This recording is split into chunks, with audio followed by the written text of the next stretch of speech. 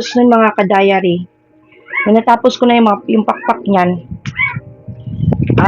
at saka yung color red, eto na, nag-umpisa na ako maggawa ng kulay puti. Hanggang ngayon, nagtitiklop pa rin ako ng puti kasi kukulangin ako niyan. Kasi ang gagawin ko kasi is one.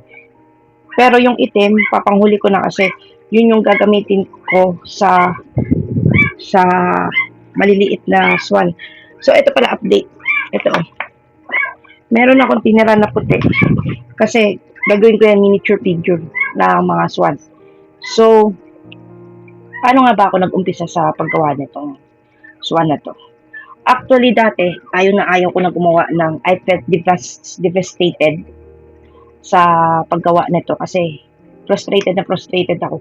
Kasi pinipinta, kasi, yung una nagturo sa akin ito, si Mr. Rudy Paras, nakasama ko rin sa rehab. Yung matanda, sabi niya kasi, yung kada ikot ay bilang. I-divide mo, ganito, ganyan, hanggang sa makuha mo yung eksaktong bilang. Yung mga panahon na yun, mga ka-diary, and apparently, mahina nga ako sa math. Yun yung kailangan ko talaga. Tsaka that time, bawal din kami magawa ng ballpen. Pero, bawal din na kami magawa. Kaya ang siste, ang kinalabasan na lagi ng swan ko is 1-day-old chick. So, hindi ko rin maiwasan na ma-frustrate ng mga panahon na yon. Kasi, sabi ko, paano kaya ako matututo nito? Around 2016, nung bumalik ako sa rehab, na-encounter ko naman, nandun din si Chester. Yun talaga is hands-on talaga siya sa pagtuturo nito. Kasi mga ka-diary, siguro sa next vlog, sa next video natin, gagawa uli ako nito, ituturo ko na sa inyo yung step-by-step procedure kasi nito. Kasi nung nabubuhay pa kasi si Chester, ang favorite color niya talaga is yellow at red. Sabi niya kasi sa akin, gawan mo ako ng swan, gusto ko yellow at saka red. Sabi ko, paano ko gagawa ng swan? Wala naman ako pang gawa dito, basta gawa mo ako ng swan. Hanggang sa kinamatayan niya na lang mga ka-diary, hindi ko rin siya nagawa ng swan. Kaya nga yung swan na yellow at red na yan, na ginawa ko for Ate Myra, yan yung favorite design niya. Sabi ko, anong design gusto mo? Smiley daw, ganyan. Tapos yellow at red, bahala na raw ako sa ibang design. So, sabi ko, sige, gagawin kita, bahala ka. Yan yung pinaka-memorable sa akin na design. Na which is nakamatay na lang ni Kuya Chester, na hindi ko siya nagawan. Kasi sabi niya kasi, pag gumagawa daw tayo ng handicraft, ibig sabihin daw nun, we made an effort to a person na minamalasakitan natin at binibigyan natin ng importansya ganyan. So naisip ko, ano pa ba? Sabi niya nga sa akin, lahat ng artist or lahat ng mga taong gumagawa ng handicraft, hindi porket natuto ka niyan is masama na yung image kasi nga dahil niya sa kulungan. Ito kasi yung mga ginagawa sa kulungan, mga bag, mga kung anong anik-anik. Pero, ang handicraft daw ay para daw sa mga taong gusto natin iwanan ng alaala natin and at the same time para pasayahin ang mga nabibigyan natin na tao. Kahit hindi man nila ma-appreciate yung ginagawa mo for them, sabi niya sa akin, at least gumawa ka ng effort para pasiyahin sila. Dahil ang handicraft daw ay ginawa daw natutunan daw yan ng mga tao para daw pasayahin at paligayahin ang ating kapwa.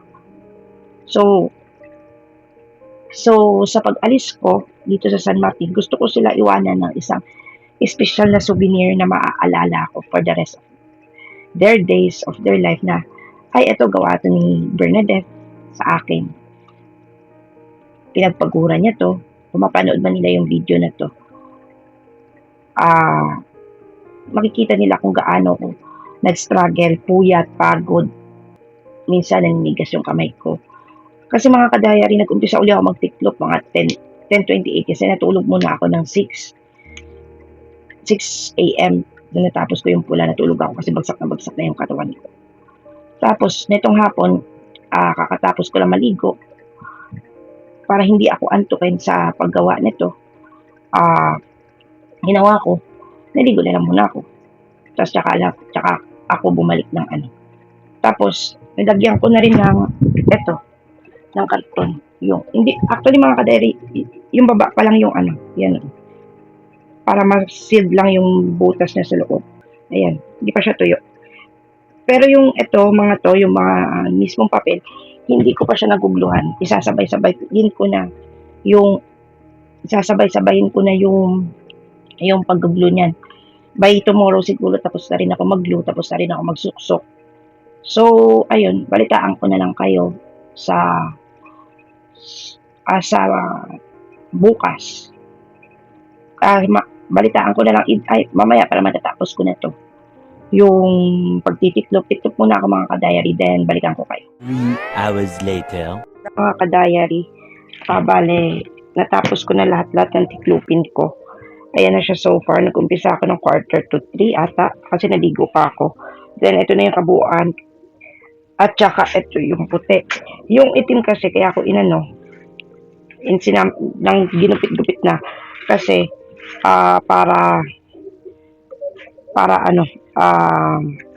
masama na siya dun sa gagawin kong swan base kay Myra.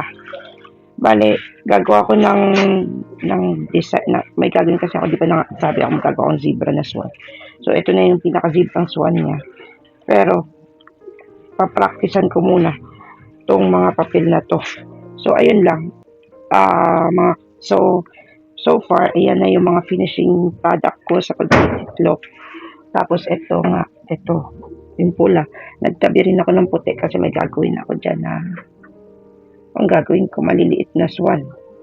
Ayan. So ito kasi secondary lang yan kasi nga yan yung paboritong design ni Chester. So, check mga kadayari is 5:18. Mag-a-assemble na ako mga kadayari ng vase muna. Gamit ang pulang swan, tapos ito yung pang-lettering ko yung puti. So, balitaan ko na lang kayo kung ano yung status ng gagawin ko. And then, tignan ko kung makakapag-update pa ako mamaya kasi i-upload ko na tong video natin ng alas 8. Ayun ko kung aabot pa to. Yung gagawin nating base na to sa for the upload ng video mga kadayari. So, mamaya na lang mga kadayari. Kasi pupunta muna ako ng barangay kasi nga may bibigay daw sa akin na pagkain si Ate Myra. Kakain na muna ako mga kadayari. Tapos muna ako ng bahay. Meanwhile. So, ayun na nga, update. Lumabas nga ako kanina tapos kinuha ko to. Ito palabo. Tapos, ito. Kunting ulam, hindi ko rin alam kung anong ulam yan. Tapos mga kanin yan, kanin. Ito pa kanin. Kasi mga kadayari, ang palabok niya, okay naman, medyo maasim-asim kasi siguro dahil napasobra nila ng kalamansi, pero okay naman sa akin. Wala. Hindi tinipid yung lasa niya. Masarap pero. Anyway. Ako kung bakit.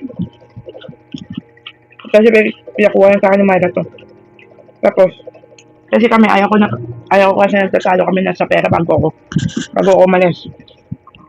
Kaya ang ginagawa ko, nilalabas ko to, hindi siya magtanong siya, nilalabas ko itong pinapakita ko sa kanya.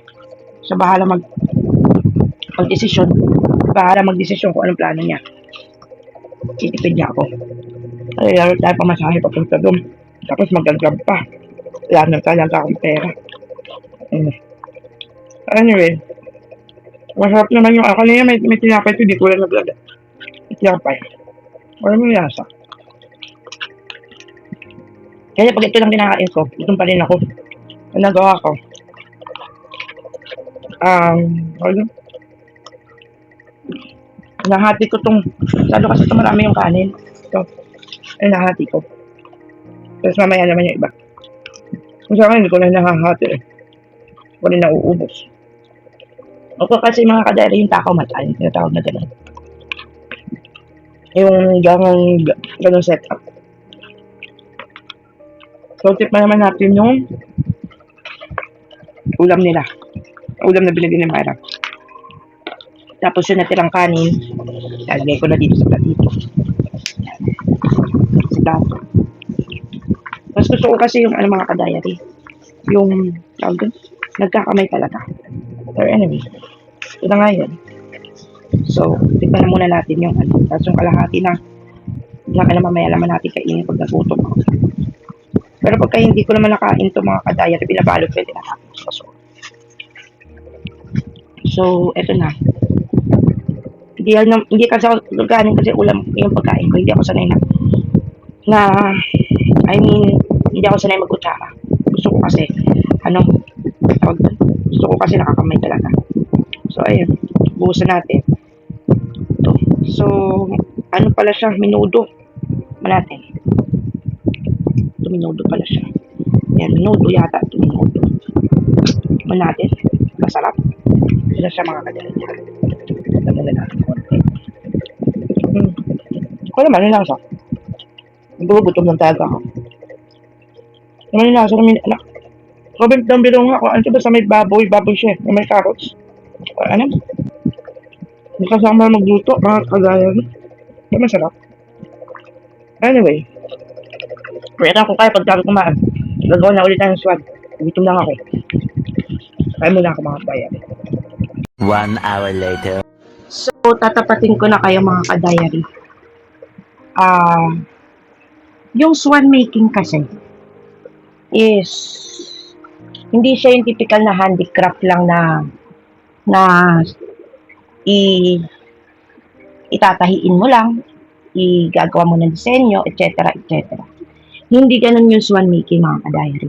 Sa swan making, gagugugulin mo talaga yung panahon at oras mo sa pagtitiklop. Kasi pag iba kasi yung sa wallet, ewan ko comment down below sa mga gumagawa ng mga ganitong handicraft. Mas mabusisi kasi yung sa wallet kasi may titiklopin ka lang ganyan. Ito, susuk lang. Yun sa mga recyclable na